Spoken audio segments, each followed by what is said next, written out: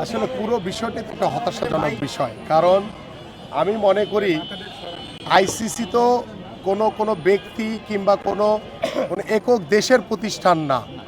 ICC হচ্ছে বিশ্বকাপ ক্রিকেটের সর্বোচ্চ সংস্থা। আইসিসির কাছে প্রত্যেকটি দেশের সমস্যাই তাদের চোখে সমান হওয়া উচিত, এবং আমি মনে করি যে বাংলাদেশের যে নিরাপত্তাহীনতার কারণে বা বাংলাদেশের খেলোয়াড়দের নিরাপত্তাহীনতার কারণে যে আমরা যে বিশ্বকাপ ক্রিকেটে অংশগ্রহণ করছি না, সেইটার সাথে বাংলাদেশের ক্রিকেট সাংবাদিকদের কোনো জড়িত হওয়ার কোনো কারণ নেই। কারণ সাংবাদিক যারা, তাদের দায়িত্ব হচ্ছে সংবাদ সংগ্রহ করে সেটা প্রত্যেকটি মানুষের কাছে, প্রত্যেকটি জাতির কাছে পৌঁছে দেওয়া।